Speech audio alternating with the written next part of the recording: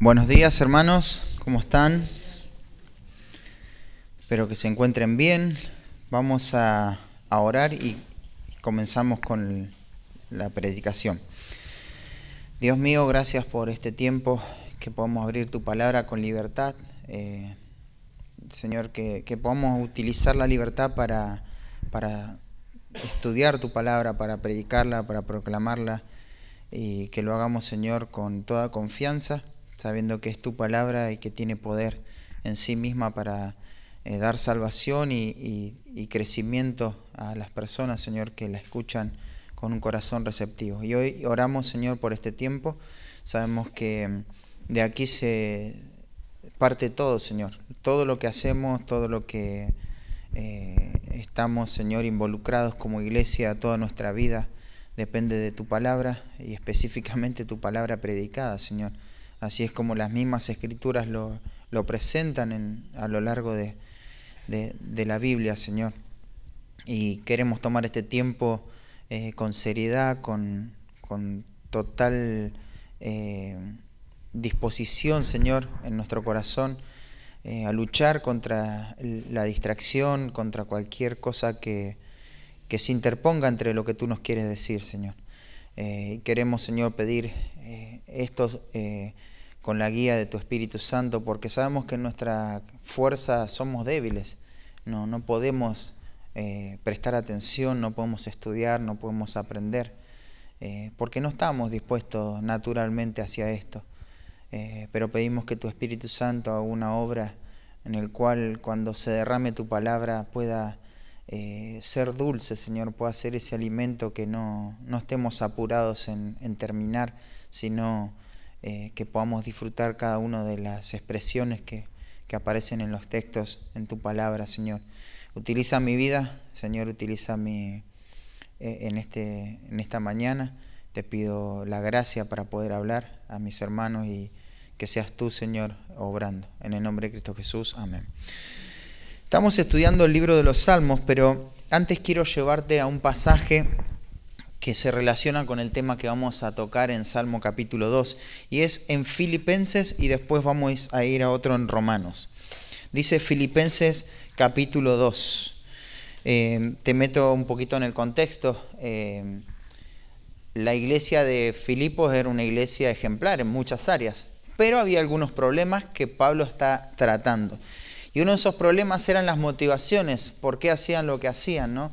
Muchos hacían las cosas en forma pecaminosa, por contienda, llevaban discusiones.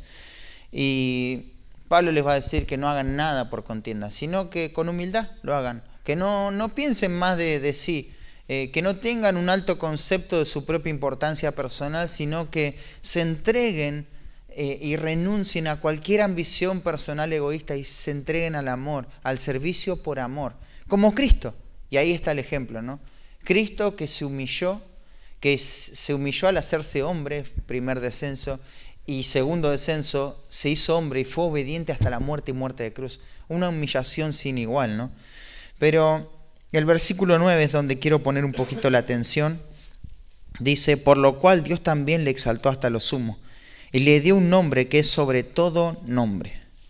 No hay un nombre más importante que el nombre de Cristo. Y dice el versículo 10, para que en el nombre de Jesús se doble toda rodilla de los que están en los cielos y en la tierra y debajo de la tierra. Él ya tiene un nombre, pero un día ese nombre va a ser motivo de que todo el mundo doble sus rodillas ante ese nombre. Pero hay dos propósitos, ¿no? Y fíjate el versículo 11, dice, y toda lengua confiese que Jesucristo es el Señor. Que Jesucristo es el Señor, para gloria de Dios Padre. Y ese es el tema que vamos a tocar en esta mañana, el señorío de Cristo. Jesucristo es el Señor. Eso significa que Él es el amo. Eso significa que yo soy su siervo y que tengo que descansar y confiar en todo lo que Él disponga para mi vida. Es el Señor. Desde ese punto parte la salvación. Acompáñame a Romanos capítulo 10.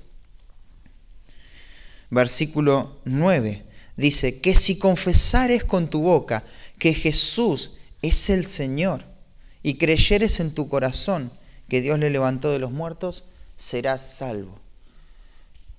Una implicación esencial del Evangelio es tomar el señorío de Cristo. Yo no puedo tomar a un Cristo como Salvador si no le reconozco como Señor. Él es el Señor. Él es el Señor. Y eso es lo que vamos a ver en esta mañana. Ahora sí, acompáñame a Salmos capítulo 2. Vamos a intentar cubrir todo el capítulo. Y dijimos que los salmos eran canciones que expresaban de manera dinámica las verdades eternas acerca de Dios y sus propósitos. Alguien dijo que el tema básico de los salmos es vivir una vida real donde hay dos dimensiones que operan simultáneamente, ¿no? Una realidad opera en forma horizontal y temporal y una realidad de manera vertical y trascendental. Sin negar el dolor de la dimensión terrenal, el pueblo debe vivir con gozo en la esfera de la dimensión trascendental.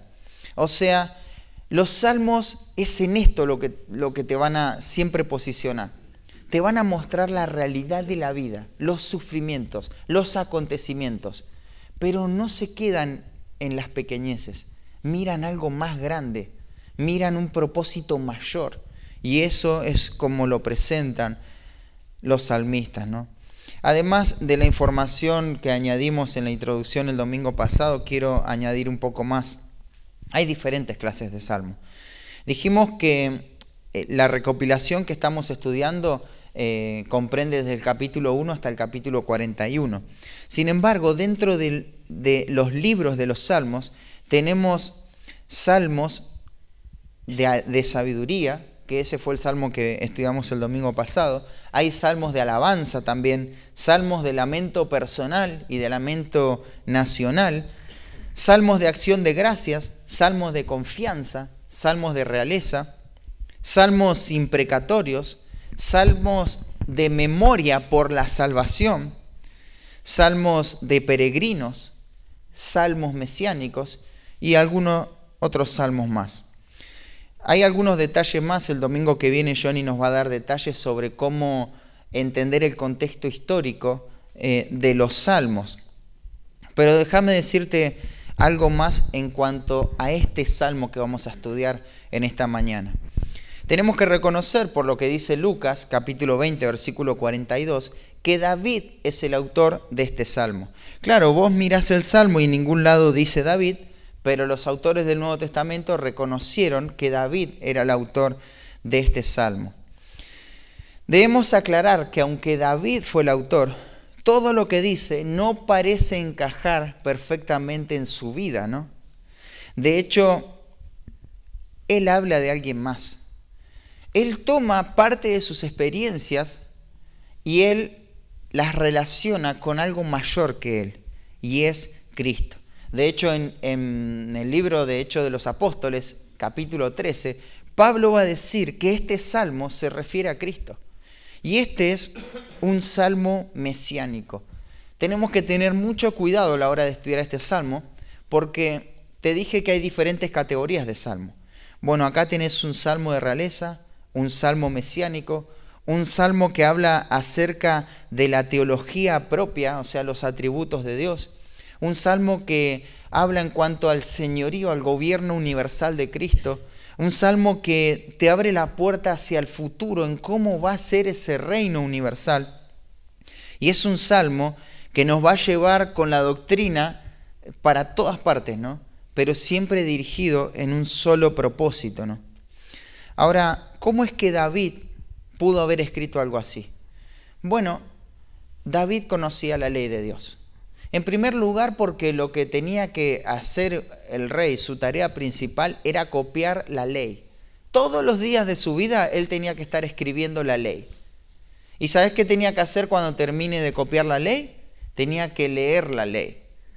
Después de leer la ley, tenía que enseñar la ley al pueblo.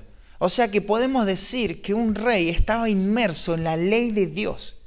¿Y qué dice la ley de Dios? Bueno, apunta a un fin. Apunta a Cristo. Y David con claridad, no está hablando de él. Y él sabe que no está hablando de él. Él está hablando de Cristo, porque este salmo apunta a él. De hecho, en el pacto davídico, en el pacto que Dios hizo con David, le prometió esto, ¿no? Que de su descendencia iba a venir un rey, que iba a tener un reino de justicia, un reino que no iba a tener ningún tipo de oposición que represente una amenaza, ¿no? Y David eso no lo veía en sus días, pero en este salmo lo establece de esta manera. Entonces David va a hablar todos estos temas en cuanto a este salmo. Tenemos que prestar mucha atención. No pocos se han desviado y han caído en errores serios y graves en cuanto a la doctrina por no interpretar bien lo que contiene este salmo. Pero digamos algo más introductorio. En primer lugar, el salmo naturalmente está conectado con el anterior. Fíjate cómo termina el Salmo 2. Bienaventurados todos los que en él confían. Y el Salmo 1 empieza, bienaventurado el varón que no anduvo en consejo de malos. Muchos lo toman como si esto sería una sola pieza musical, con algún cambio de tono, pero como un solo paquete, ¿no? Y el Salmo 1 dijimos que va a situar las bases para lo que va a ser una vida que alabe a Dios. Y su énfasis fue más bien aludiendo a lo personal. Ahora, este Salmo 2 sigue la misma línea que el Salmo 1, pero su tema se amplía un poco más. Es más grande, su alcance es universal. Se ve la universalidad del reinado de Cristo, ¿no? Fíjate el hecho de que una persona medite continuamente en la palabra de Dios, como lo menciona el Salmo 1, y que disfrute de las bendiciones, como se explicó también, tiene que resultar en una vida rendida al señorío de Cristo, como lo presenta el Salmo 2. Por eso la idea central de este salmo sería la siguiente, y con esto unimos toda la unidad de pensamiento, ¿no? Este salmo es un llamado urgente a abandonar el pecado, a reconocer a Dios y someterse a su señorío. Hermanos, Cristo tiene que gobernar cada una de las áreas de nuestra vida. Si es que vamos a ser dichosos, si es que vamos a alcanzar la bendición de Dios, la bienaventuranza en esta vida, entonces eso va a ser conforme nos entregamos a su dominio, a su control de manera gozosa en cada una de las decisiones y motivaciones que controlan nuestra vida. El señorío de Cristo no se puede dejar de lado. Con eso en mente, quiero que leamos el Salmo. Dice así la palabra de Dios. ¿Por qué se amotinan las gentes y los pueblos piensan cosas vanas? Se levantarán los reyes de la tierra y príncipes consultarán unidos contra Jehová y contra su ungido, diciendo, rompamos sus ligaduras y echemos de nosotros sus cuerdas. El que mora en los cielos se reirá, el Señor se burlará de ellos. Luego hablará a ellos en su furor y los turbará con su ira. Pero yo he puesto mi rey sobre Sión, mi santo monte. Yo publicaré el decreto. Jehová me ha dicho, mi hijo eres tú, yo te engendré hoy. Pídeme y te daré por herencia a las naciones, y como posesión tuya los confines de la tierra. Los quebrantarás con vara de hierro, como vasija de alfarero los desmenuzarás. Ahora pues, oh reyes, sed prudentes, admitid amonestación, jueces de la tierra. Servid a Jehová con temor, y alegraos con temblor. Honrad al Hijo, para que no se enoje, y perezcáis en el camino, pues se inflama de pronto su ira. Bienaventurados todos los que en él confían. Y el título de este sermón en esta mañana tiene que ver con este tema, ¿no? Y es el señorío universal de Cristo. El señorío universal de Cristo. Debemos reconocer su señorío. En primer lugar, vemos la oposición viciosa al señorío universal de Cristo. La oposición viciosa al señorío universal de Cristo. Y comienza con una pregunta: ¿por qué se amotinan las gentes? El Salmo comienza con esta pregunta retórica que conlleva asombro.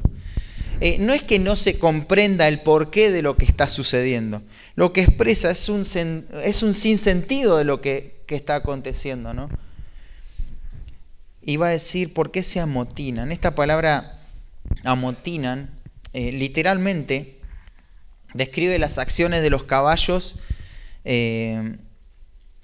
que resoplan, que relinchan, que pisotean mientras se preparan para lanzarse a la batalla. Vos te imaginás el cuadro ahí, habrás mirado una película de la Edad Media, ¿no? Y están en esas batallas y los caballos están haciendo todo su ruido, están precipitados para la batalla.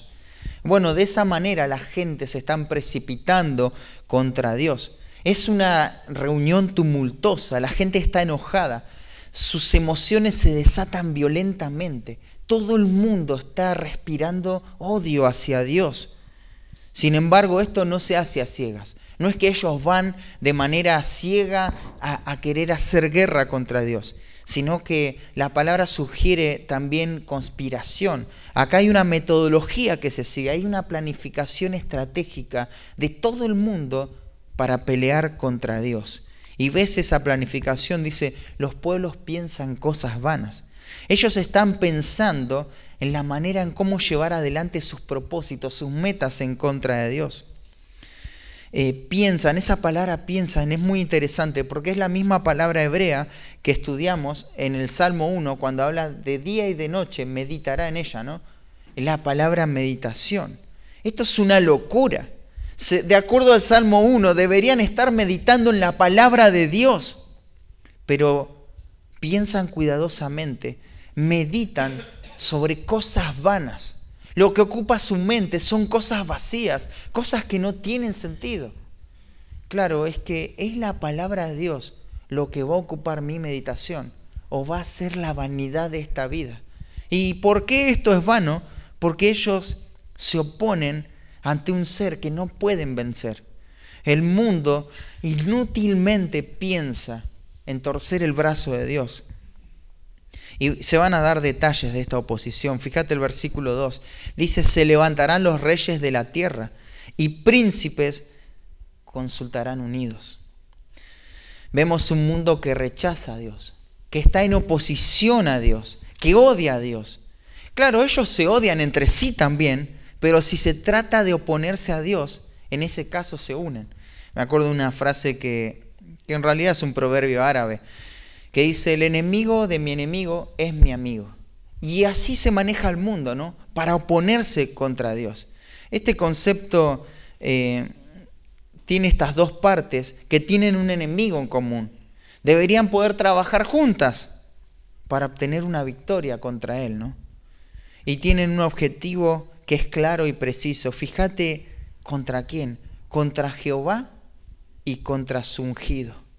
Contra Jehová y contra su ungido. Ya sabemos a quién se refiere a Jehová, pero pensemos en cuanto a su ungido. El texto griego traduce la palabra ungido, la palabra hebrea ungido, como Christos, de donde nosotros tenemos el sustantivo Cristo. Hablar de ungido y hablar de Cristo es lo mismo, contra Jehová y contra Cristo. Entonces, ellos se oponen a Jehová, a la primera persona de la Trinidad, y a Cristo, a la segunda persona de la Trinidad. Vaya enemigo que se buscaron. Y lo hacen así en forma decidida, ¿no?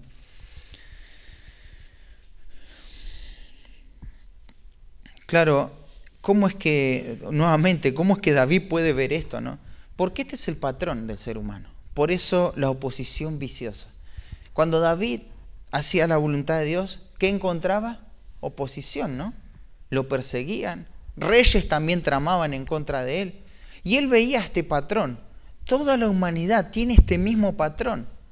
Pero claro, esto responde a algo final, a algo que va a suceder, ¿no? En el futuro. Pero la humanidad se ha mantenido durante toda la historia a hacer guerra contra Dios desde la caída, ¿no?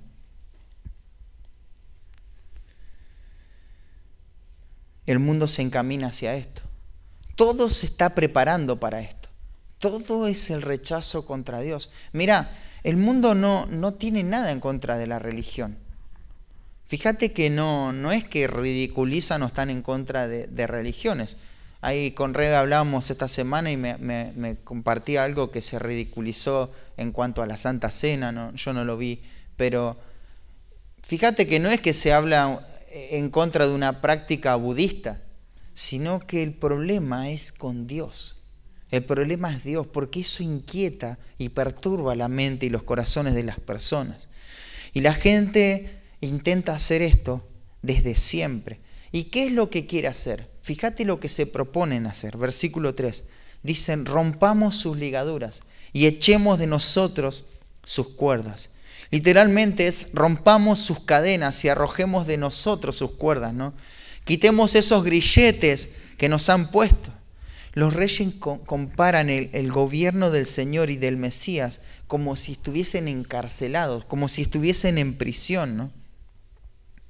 Ellos se quieren liberar de esa supuesta esclavitud. Ellos ven el señorío de Cristo como una esclavitud opresora. ¿Y por qué claman? Por libertad. Queremos ser libres de esto. Queremos ser felices, queremos realizar nuestros planes, dar rienda suelta a todo lo que deseamos, a todo lo que sentimos. Pero no se dan cuenta que en realidad son esclavos. Nadie es libre en realidad. Ningún ser humano es libre. Lo único que hace el ser humano es elegir a quién va a servir, quién va a ser su amo. Si al pecado lo va a hacer para muerte o si a Cristo para vida. Pero nadie es libre. Pero el ser humano siempre ha querido desvincularse por completo de Dios. Y este es el principio del pecado, ¿no?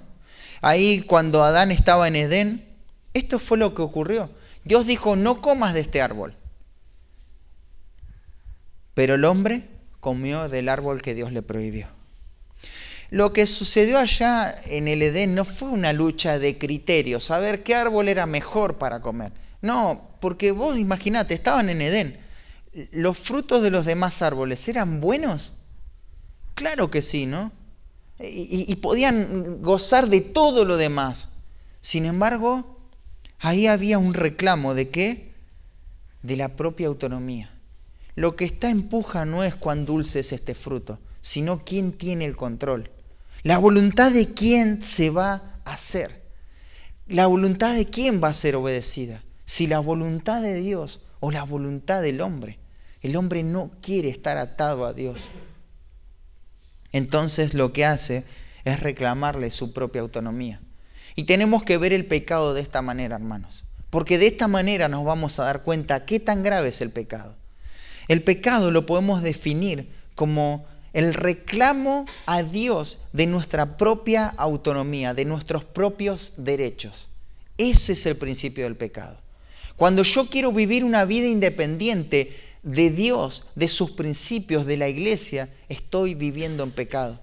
Porque es vivir mi vida, hacer lo que yo quiero, hacer las cosas a mi manera. Ese es el principio del pecado.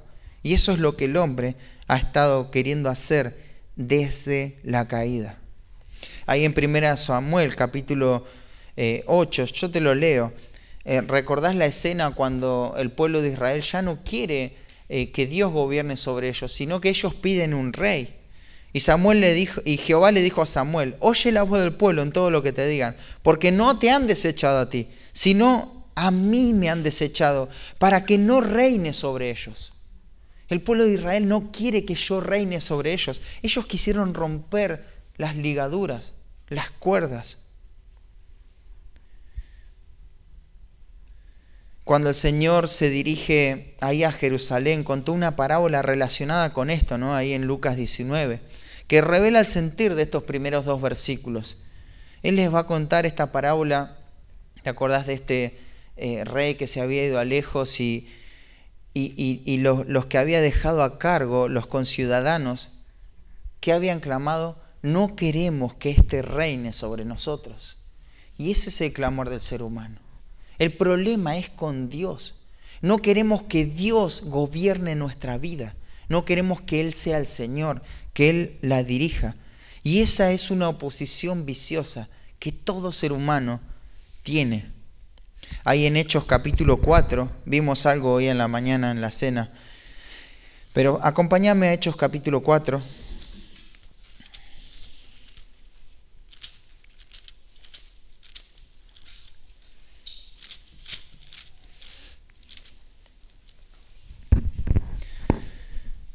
Versículo 23. Fíjate este mismo patrón. Dice, y puestos en libertad vinieron a los suyos y contaron todo lo que los principales sacerdotes y los ancianos le habían dicho. Y ellos, habiéndolo oído, alzaron unánimes la voz a Dios y dijeron, soberano Señor, tú eres el Dios que hiciste el cielo y la tierra, el mar y todo lo que en ellos hay. Por boca de David, tu siervo, dijiste, ¿por qué se amotinan las gentes y los pueblos piensan cosas vanas? Se reunieron los reyes de la tierra y príncipes consultaron en uno contra el Señor y contra su ungido. Versículo 27, fíjate, porque verdaderamente se unieron en esta ciudad contra tu santo Hijo Jesús, a quien ungiste.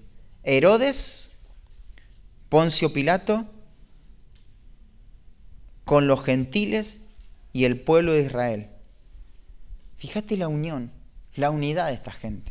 Esta gente no tenía nada que ver entre sí. Herodes, Poncio Pilato, con los gentiles y el pueblo de Israel, todos unidos para crucificar a Cristo. Dentro de los judíos había diferentes sectas que no se llevaban bien, diferentes partidos políticos, podríamos decir. Sin embargo, todos se unieron para oponerse a Cristo.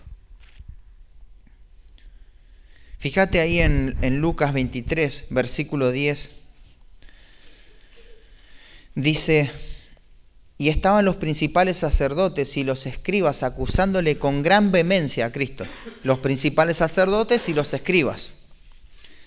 Entonces Herodes, con sus soldados, le menospreció, Herodes menospreciando a Cristo, y le escarneció, vistiéndole de una ropa espléndida, y volvió a enviarle a Pilato. Y el versículo 12 es tremendo. Y se hicieron amigos Pilato y Herodes aquel día, porque antes estaban enemistados entre sí. ¿Te das cuenta cómo es el patrón? La gente se une para rechazar a Cristo, para rechazar su reinado. Claramente, Cristo vino a ofrecer su reino, y ese reino fue rechazado. No queremos que este gobierne. Este es el patrón histórico, una oposición viciosa ante el Señor. Y claro, en los pasajes que te acabo de citar, no tiene el cumplimiento, digamos, cúlmine lo que está diciendo Salmo 2, sino que es el patrón del cual te está hablando Salmo 2. Pero Salmo 2 está apuntando a un momento específico también, a un momento final en la historia de la humanidad. Y vamos a Apocalipsis capítulo 20, y quiero que lo veamos, que veamos la dimensión de esta oposición, cómo finalmente el hombre se va a alzar en lo que es la revuelta final en contra de Dios. Antes déjame darte el contexto. Los acontecimientos futuros que van a tener ocasión en la tierra, la iglesia ya va a haber sido arrebatada, quitada de esta tierra, y la tierra, la humanidad, va a afrontar 7 años de tribulación donde Dios va a juzgar a Israel, al final va a juzgar a las naciones y va a comenzar un reino milenial. Satanás va a estar encadenado, no va a influenciar a las naciones y va a ser todo como en el Edén. Todo va a volver a su estado original. Y Cristo va a reinar durante 1000 años. Eso es lo que sería el reino milenial que Dios le prometió al pueblo de Israel, ¿no? Pero fíjate el versículo 7. Cuando los 1000 años se cumplan, Satanás será suelto de su prisión y saldrá a engañar a las naciones que estaban en los 4 ángulos de la tierra, a Gog y a Magog, a fin de reunirse para la batalla, el número de los cuales es como la arena del mar. Y subieron sobre la anchura de la tierra, y rodearon el campamento de los santos y la ciudad amada. y de Dios descendió fuego del cielo y los consumió. La última revuelta será necesaria para ofrecer esta prueba final de la humanidad caída. Ellos no tienen ningún problema. El hombre vive en circunstancias ideales ahora. Se habrán eliminado todas las fuentes externas de la tentación. Satanás, te dije, estaba atado. Todas las necesidades están cubiertas para este momento, de modo que nadie puede desear lo que no tiene. Sin embargo, aquellos que nazcan durante este periodo del milenio demostrarán con su naturaleza caída y pecaminosa que el hombre es corrupto y digno de juicio. Ellos odian a Dios y esto está en el ser humano. A pesar de la presencia visible del Rey, mirá, literalmente está Cristo en la tierra reinando en Jerusalén, todo el mundo. Él gobierna y todos lo ven. Sin embargo, van a exponer esa rebeldía. Y no son pocos los que se van a rebelar. Esto no va a ser algo que, bueno, intentaron hacerlo un grupito. Dice, como la arena del mar. Para esto se va presentando todos estos patrones que se oponen al señorío de Cristo. Esta es una oposición viciosa, reclamar a Dios la libertad, mi propia autonomía. Y va a tener su última expresión acá. Es un patrón que los falsos maestros tienen también, ¿no? Dice en 2 de Pedro 2:10, mayormente aquellos que siguiendo la carne andan en concupiscencias e inmundicia y desprecian el señorío. No quieren a Cristo como Señor. Muchos en la actualidad se debaten en qué momento Cristo pasa a ser de tu Salvador a tu Señor. ¿Cuándo pasa eso? Bueno, ya sé que Él es mi Salvador, pero se tiene que transformar en mi Señor. Es absurdo ese debate, ¿no? Pero con lo que vimos del Salmo y todo este patrón de oposición viciosa, te das cuenta por qué se genera ese debate. No queremos que Él sea nuestro Señor. Aun cuando las Escrituras lo muestran claramente, ¿sabes lo que hacemos? Postergamos esto. No, primero va a ser mi Salvador, después mi Señor. Eso responde a un patrón que se opone continuamente a Dios. Él es mi Señor, Él es mi Salvador. La pregunta que nos tendríamos que hacer en esta mañana, ¿es Cristo el Señor de nuestras vidas? ¿Es Cristo el Señor de tu vida? Pensá por qué sí o por qué no lo es. ¿Has sometido cada área de tu vida al señorío de Cristo? Tómate un tiempo para evaluar eso, ¿no? ¿Has pensado o aún piensas que el señorío de Cristo atenta contra tu felicidad? ¿Por eso te quieres desligar de Él? ¿De qué manera te has opuesto a que Él tenga el control de tu vida en este último tiempo? Examina, hermano, examina las decisiones que tomaste, la dirección a donde va tu vida, tus metas personales, las amistades, la gente con la que te rodeas, el uso de tus recursos, la disposición para oír la palabra de Dios, para obedecerla, cómo llevas a cabo tus responsabilidades familiares. ¿Está Cristo siendo el Señor en todo eso? Evalúa con seriedad el señorío universal de Cristo y vemos la oposición viciosa al señorío universal de Cristo, pero también el pasaje nos deja ver la retribución justa del señorío universal de Cristo. Fíjate cómo Él va a retribuir. Dice, el que mora en los cielos, ya hay un ser que es superior, Él mora en los cielos. Dice, el que mora en los cielos se reirá, el Señor se burlará de ellos. Acá tenemos las dos líneas que son sinónimas entre sí. Esto no es una risa de alegría, sino de juicio. Mientras que la gente está amotinada ahí pensando en destruir a Dios, en destruir sus propósitos, levantándose y preparando todo su poderío para hacer guerra contra el cielo, Dios contempla todo esto con indignación. Que seríamos incapaces de comprender esa indignación, ¿no? Y Él no se ríe porque va a destruir al hombre, ¿no? Sino que Él se ríe porque después de toda la paciencia, después de las advertencias de Dios, después de haber insistido en mostrarles el camino de la salvación, después de todo, el hombre pretende hacer guerra contra Dios. No tiembla ante su presencia. Isaías 40, 22 dice: el que está sentado en el círculo de la tierra, cuyos moradores son como langostas. Él extiende los cielos como una cortina, los despliega como una tienda para morar. Él convierte en nada a los poderosos y a los que gobiernan la tierra hace como cosa vana, como si nunca hubieran sido plantados, como si nunca hubieran sido sembrados, como si nunca su tronco hubiera tenido raíz en la tierra. Tan pronto como sopla en ellos se secan y el torbellino los lleva como hojarasca. Es tremendo lo que dice Isaías ahí. Él está sentado sobre el círculo de la tierra. Los moradores son como langostas y son nada. Los poderosos, las personas más prominentes de este mundo, pasan como si nunca hubiesen estado en la tierra. Es aterrador pensar eso, ¿no? La insignificancia del hombre y toda su gloria, su esplendidez, en algún momento va a ser olvidado. Y nadie va a saber que Él vivió ahí. Nadie va a saber que Él estuvo ahí. Y así es el hombre, ¿no? El versículo 27 de Isaías 40 dice: ¿por qué dices, oh Jacob, y hablas tú, Israel? Mi camino está escondido de Jehová, y de mi Dios pasó mi juicio.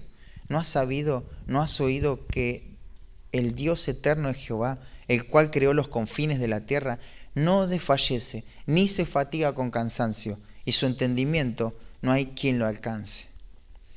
Hermanos, ninguna oposición y rebeldía en contra de Dios, ningún reclamo de la propia autonomía, ningún pecado pasa desapercibido de Dios. Él es todopoderoso, Él es infinito, Él es trascendente, omnipotente, omnisciente, omnipresente. Él es autosuficiente, autoexistente. Él es eterno, Él es grande, Él es temible. Y Él mira al ser humano que pretende alzarse en contra de Él mismo. Se arma, tiene una estrategia, un plan, va con todo su potencial, odia a Dios. Sin embargo, Dios mira todo este cuadro y se ríe, porque es absurdo. Es una cosa vana. Es enlistarse en una batalla que está totalmente perdida. No hay ninguna gloria ahí. Y el versículo 5 dice: luego hablará a ellos en su furor. Claro, después de reírse de la insensatez del hombre, luego hablará a ellos en su furor. El hombre que tanto menospreció las palabras de Dios, que tan poco valor le dio a las implicaciones de los textos, que tomó por liviana la predicación, que vio como superficial las advertencias que una y otra vez caían sobre su conciencia. Ahora es la misma palabra, esta misma palabra los va a turbar. Esas palabras que no estuvo dispuesto a oír, que antepuso cualquier otra cosa en su mente para no oír a Dios. Ahora son esas palabras lo que va a condenar al hombre. Acá vemos varias cosas que no solemos ver de acuerdo al carácter de Dios, ¿no? Pero Dios está airado. Dios está airado. Lo que enojó a Dios es el pecado. Este intento del hombre de querer gobernar su propia vida y oponerse a Dios, de pretender hacer las cosas a su manera. Fíjate que dice: Dios hablará a ellos en su furor. Basta con la palabra, con su propia palabra, para condenar a este hombre que no cree en la palabra, ¿no? Dios con su misma palabra va a turbar al hombre, dice, y los turbará con su ira. Los turbará con su ira. Pienso en los dos testigos ahí de Apocalipsis capítulo 11, que decían que estos dos profetas habían atormentado a los moradores de la tierra. Es un tormento para una conciencia sucia escuchar acerca de la santidad de Dios. Es un tormento para una vida que vive lejos de los propósitos de Dios, escuchar acerca del propósito eterno de Dios. Es algo que perturba. Salmo capítulo 7, versículo 11. Acompáñame en tu Biblia, estamos cerquita. Dice el capítulo 7, versículo 11. Dios es juez justo y Dios está airado contra el impío todos los días. Todos los días. Romanos 1:18 dice, porque la ira de Dios se revela desde el cielo contra toda impiedad e injusticia. Y en Proverbios 1 se nos muestran las consecuencias terribles de haber dejado la sabiduría, de no haber prestado atención, de haber hecho cualquier otra cosa menos prestar atención a lo que viene de Dios. Y en el capítulo 1, versículo 26, yo te lo leo, dice, también yo me reiré en vuestra calamidad y me burlaré cuando os viniere lo que teméis, cuando viniere como una destrucción lo que teméis, y vuestra calamidad llegare como un torbellino, cuando sobre vosotros viniere tribulación y angustia. Dios se va a vengar, Dios se va a reír, porque se tuvo un poco la palabra de Dios, porque se reclamó ese derecho a ser libre, lejos de Dios. Y eso es una ofensa contra Dios. Y el versículo 6 va a decir, pero yo he puesto mi rey sobre Sión, mi santo monte. Cada una de las estrofas de este salmo nos van a introducir a la próxima estrofa. El señorío de Cristo es más que simbólico en los corazones de los santos. Es un reino literal. Un día Él va a restablecer o va a establecer su reino, ¿no? Conforme lo prometió. Y el mundo no solamente como ahora va a tener que lidiar con las leyes de Dios, sino con el Señor mismo. Va a llegar ese día, como leíamos al principio ahí en Filipenses capítulo 2. Toda lengua confesará lo que ahora no quieren hacer. Jesucristo es el Señor. Jesucristo es el Señor. Fíjate que los reyes consultan unidos, los príncipes, todos se unen, pero Dios tiene a su rey.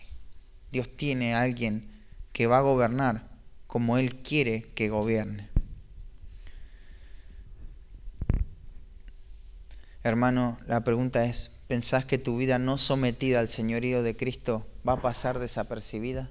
¿Pensás que Dios no está airado con vos si vivís una vida de esa manera? Desvinculado de la voluntad de Dios para tu vida. ¿Pensás que eso no ofende a Dios? Recién leíamos en Isaías 40, ¿no? Mi camino está escondido de Jehová y de mi Dios pasó mi juicio. ¿No has sabido, no has oído que el Dios eterno es Jehová, el cual creó los confines de la tierra? No hay lugar y no hay disposición, no hay nada que te esconda de Dios. Él no desfallece, no se fatiga. Imagínate tener un enemigo de esas características. Lo ocupa todo y no se cansa nunca. Quizá pensás que no es tan grave lo que haces o cómo vivís, como para que el Señor se enoje. Pero en realidad es que no te estás examinando con atención. Si Él no gobierna tu vida, entonces no es tu Señor. Y si no es tu Señor, entonces alguien más está a cargo. Y ese sos vos. Uno dice, pero el hecho de que no me comprometa tanto con el Señor no significa que lo odie, que lo aborrezca, ¿no? Y estoy ahí. Estoy como, no estoy tan comprometido, pero tampoco estoy tan mal. Dios no debe estar enojado conmigo. ¿Cómo se llamaría eso? Tibieza, ¿no? Acompáñame a Apocalipsis capítulo 3.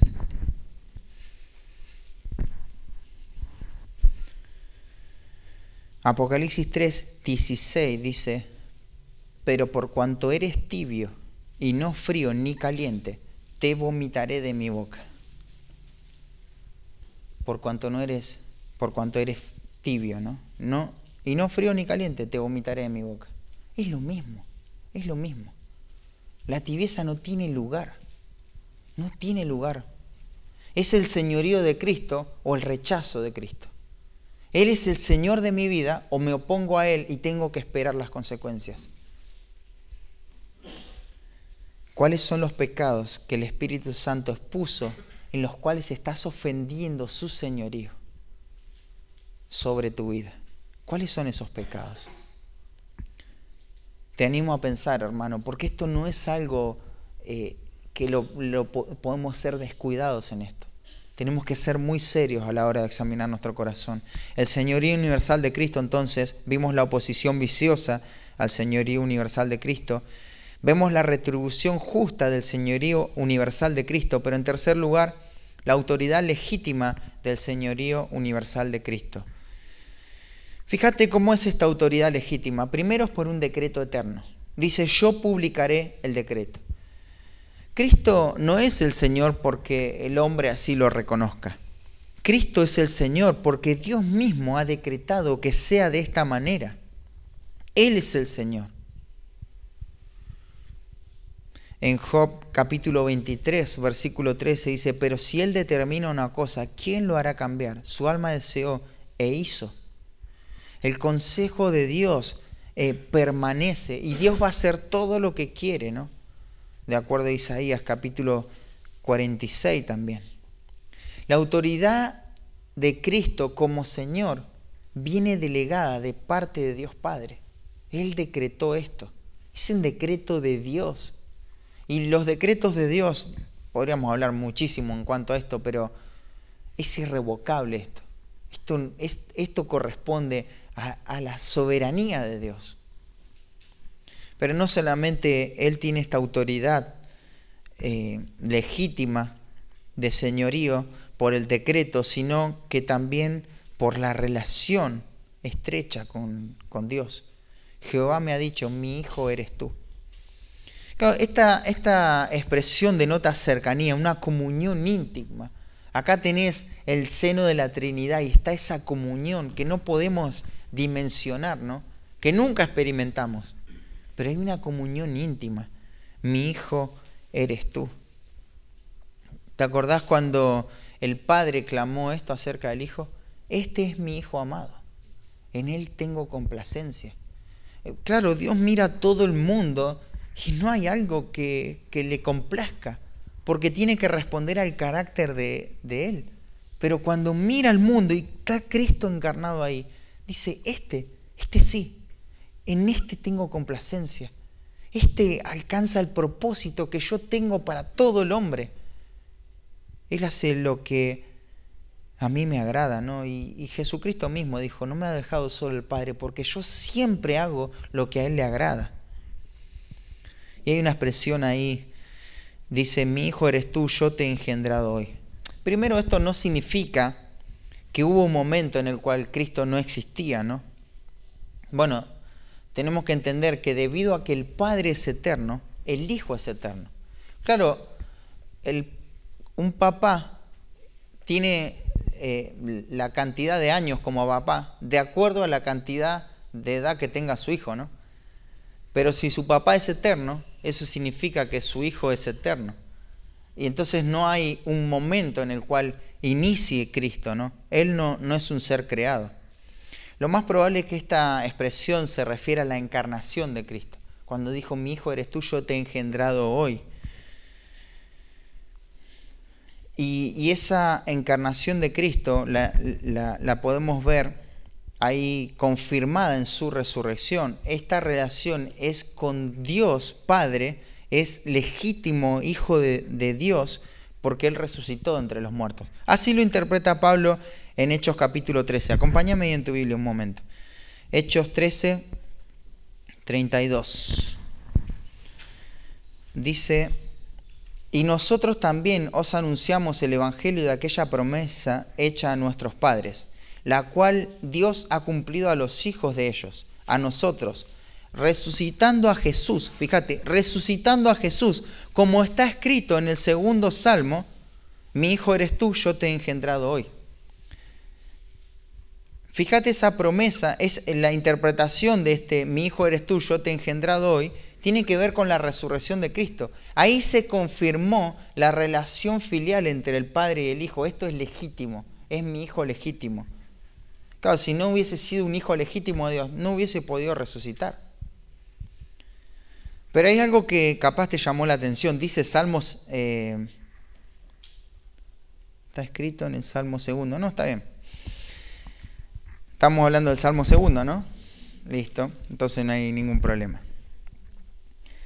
Pablo dice que la resurrección corporal de Cristo es la confirmación de que Cristo es el Hijo de Dios. Y como Hijo de Dios, entonces, nos da más razones para gobernar sobre toda la creación. Fíjate cómo lo va a decir, versículo 8. Pídeme y te daré por herencia a las naciones, y como posesión tuya los confines de la tierra. Todo le pertenece a Él. Él es el Señor de todo. En Salmo 22, 27 dice, se acordarán y se volverán a Jehová a todos los confines de la tierra, y todas las familias de las naciones adorarán delante de ti. Salmo 72, 8 dice, dominará de mar a mar y desde río hasta los confines de la tierra. Algunos comentaristas dicen que el punto más lejano desde Jerusalén sería Tierra del Fuego. Y cuando habla de los confines de la tierra se refiere a lo más lejano que podía existir, ¿no? Claro, el gobierno de Cristo, el señorío de Cristo va a llegar a todos lados. Y así va a ser. No solamente Él tiene esta autoridad legítima por decreto, por la relación estrecha con el Padre, sino por su carácter justo, por su obrar justo. Fíjate cómo Él distribuye su justicia. Versículo 9, los quebrantarás con vara de hierro, y como vasija de alfarero los desmenuzarás. Claro, su obrar es justo porque su carácter es justo. Y esto probablemente se refiere al final, durante su milenio, ¿no? Aunque la justicia es lo que vamos a experimentar en todo su señorío. Él juzga con justicia. En Daniel 2:44 dice, y en los días de estos reyes, el Dios del cielo levantará un reino que no será jamás destruido. Y está hablando del reinado milenial de Cristo. Ni será el reino dejado a otro pueblo. Desmenuzará y consumirá a todos estos reinos, pero Él permanecerá para siempre. Con vara de hierro va a golpear esa oposición, esas vasijas de alfarero, de arcilla, que no sirven para nada después de que son rotas, ¿no? Él tiene la autoridad por decreto, por relación, por su obrar justo.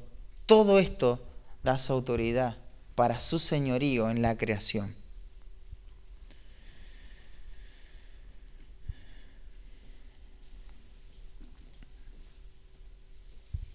Hermanos, Dios tiene la autoridad legítima sobre las naciones incluso.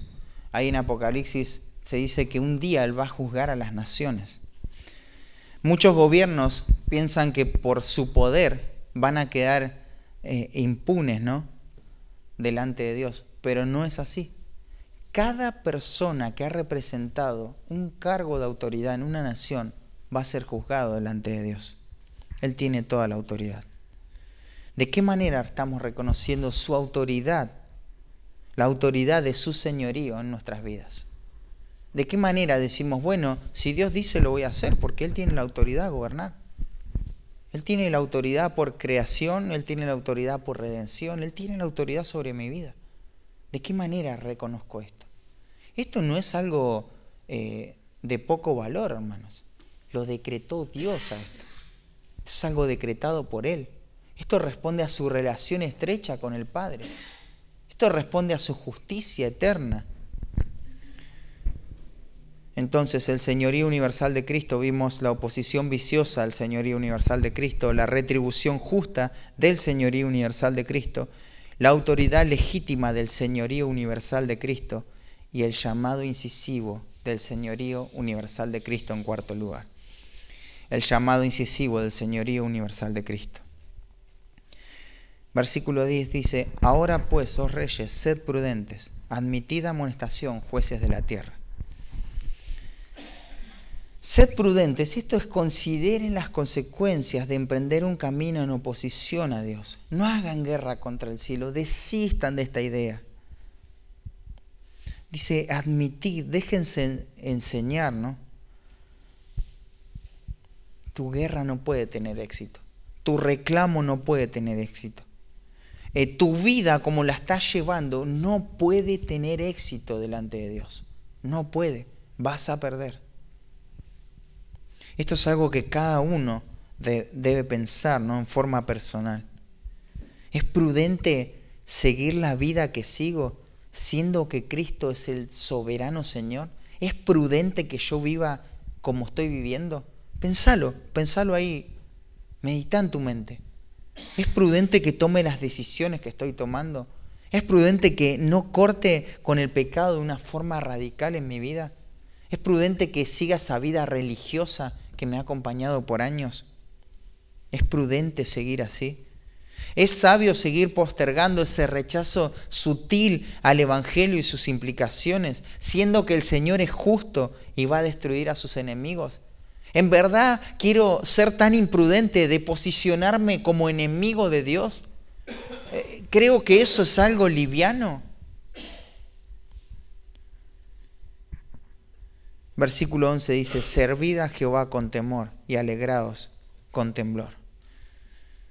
El miedo sin alegría es un tormento, ¿no? Pero la alegría sin temor sería una presunción, una arrogancia. Es notable que el servicio a Dios es parte necesaria de abrazar su señorío. Servid a Jehová con temor. Claro, si estoy considerando todo esto con prudencia, entonces estoy sirviendo a Cristo. Pero si no estoy sirviendo a Cristo, entonces Cristo no es el Señor. Bueno, yo soy un esclavo. ¿Y quién es tu amo? Nadie. Entonces no sos un esclavo. Entonces no tenés un Señor. Servir a Jehová. El servicio a Dios es el fruto de una vida que ha sido salvada, rescatada de la perdición eterna, ¿no? Ahora, ¿estás sirviendo a Dios como el resultado de que Él es el Señor de tu vida? ¿Y cómo lo estás sirviendo? ¿En qué cosas lo estás sirviendo a Dios? ¿De qué forma lo estás sirviendo? Isaías 60:12 dice, porque la nación o el reino que no te sirviere perecerá y del todo será asolado. Si no servís a Dios, entonces sos su enemigo y Dios te va a retribuir esa falta de servicio. Esa palabra alegraos con temblor parece ser más bien una expresión de arrepentimiento, ¿no? Porque está ese temor del arrepentimiento, pero es ese gozo de decir, bueno, lo entendí, al fin lo entendí, ¿no? El versículo 12 dice, honrad al Hijo para que no se enoje y perezcáis en el camino. Claro que esto es aplicado a Cristo, ¿no? No es aplicado a tu hijo. Honrad a tu hijo para que no se enoje. No te preocupes si se enoja tu hijo, no es un problema que se enoje. No es que no quiero hacer esto porque se enoja. Se enoja, que se enoje. O sea, si estás siguiendo una disciplina bíblica y tu hijo se está enojando y está expresando pecado, me imagino que lo vas a corregir. No es que estoy cuidando que él no se enoje, ¿no? Pero eso es otro tema, es una expresión nada más que dice acá. Pero esto se refiere a Cristo. Honrad al Hijo para que no se enoje y perezcáis en el camino. Honrad al Hijo, en el texto hebreo literalmente dice, besad los pies del Hijo. Este era un acto de sumisión delante de un rey conquistador. Ya está, ya desplegó todo su potencial, todo su poderío. Y yo veo que no tengo nada, no puedo vencerlo. Entonces, ¿qué hago? Me rindo. ¿Y qué era lo que se hacía en aquel entonces? El rey vencido se acercaba al rey vencedor y besaba sus pies. Y este es el cuadro, ¿no? El ser humano va a perecer, van a ser destruidos, se acerca a su fin. ¿Qué tiene que hacer? Ir y besar al Hijo, honrar al Hijo, para que no se enoje y perezcáis en el camino. Este texto dice que si no honras a Cristo vas a morir. Al fin todas las cosas apuntan a este propósito doxológico, ¿no? Donde se da gloria a Dios. Fuimos creados para su alabanza, para su honra. Pero claro, a causa del pecado estamos expulsados de eso e incapacitados para alabarle, ¿no? Y entonces Dios está enojado. La ira de Dios se revela contra toda impiedad. Dios está irado. Y la única razón por la cual no somos destruidos de inmediato, en este mismo instante, es por su paciencia. Pero su paciencia no es una garantía para nosotros. Escuchá bien eso. No es una garantía. Porque su paciencia va a llegar a un punto donde Él la va a quitar para hacer justicia sobre el pecador. ¿Y cuándo se va a terminar esa paciencia? No lo sabemos, pero es inminente. Por lo que dice la expresión, pues se inflama de pronto su ira, dice. Se inflama de pronto. Su paciencia contigo no va a ser eterna. Se inflama de pronto su ira. Hermano, hay muchas personas que se levantaron ayer a la mañana, como cualquier día, indiferentes al señorío de Cristo. No dijeron yo odio a Dios, directamente hicieron su propia vida, sin considerar a Dios. Eso es ofensa contra Dios. No admitieron ninguna amonestación, no fueron prudentes en las decisiones y en el camino que estaban tomando.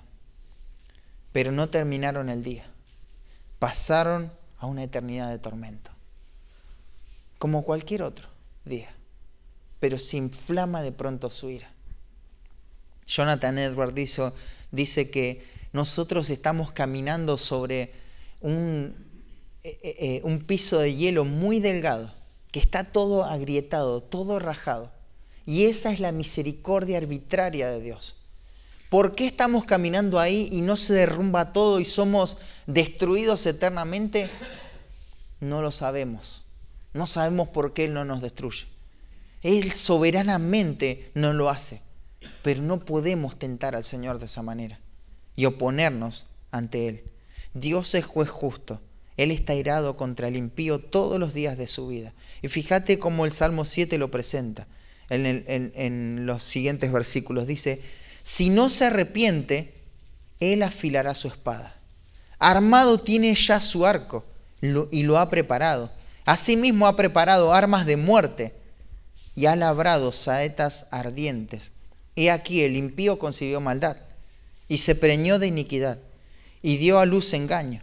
Pozo ha cavado y lo ha ahondado y en el pozo que hizo caerá. Su iniquidad volverá sobre su cabeza y su agravio caerá sobre su propia coronilla. Fíjate cómo está todo preparado. ¿Te imaginas ahí al Dios airado contra el impío todos los días? Y si no se arrepiente, está sacándole filo a su espada porque lo va a destruir. Está apuntando con su arco.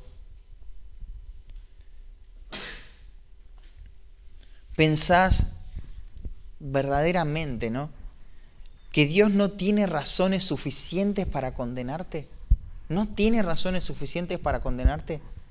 La Escritura dice, el alma que pecare, esa morirá.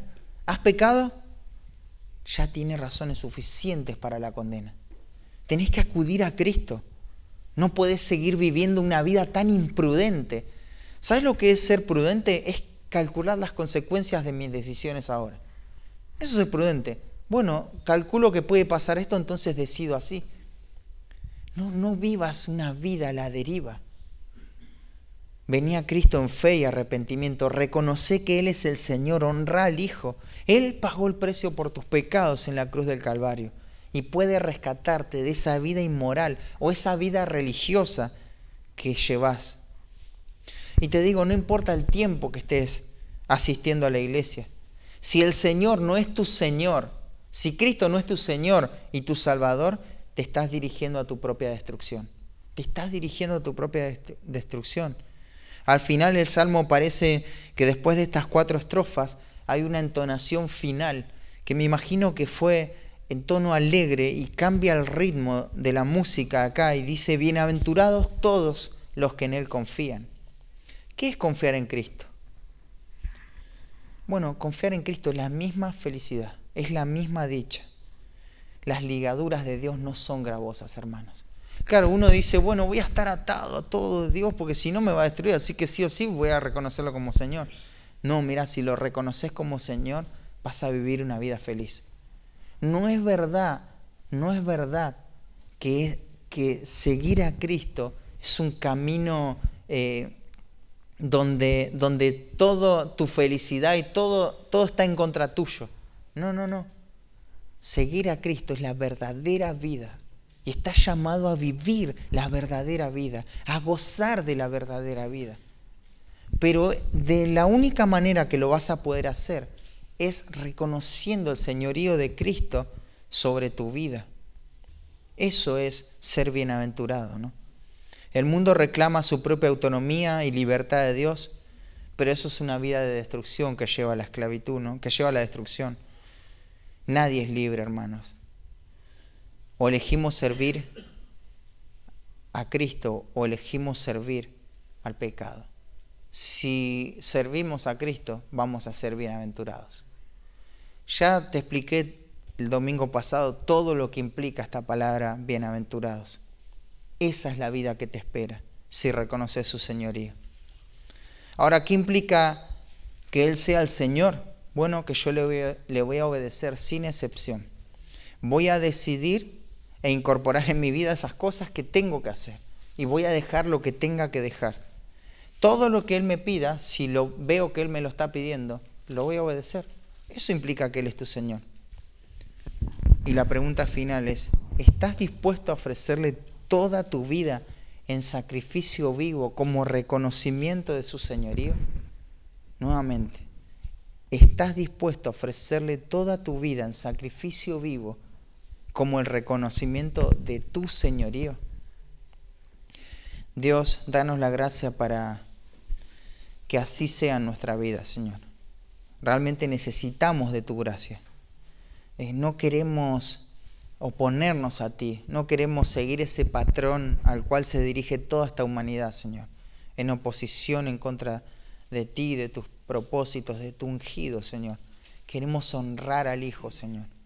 Queremos reconocer en cada momento su señorío, Padre. Huir de este principio de pecado que reclama el derecho a ser libre, Señor. Es el principio de pecado, Señor, que ha cautivado a la humanidad desde la caída, Señor.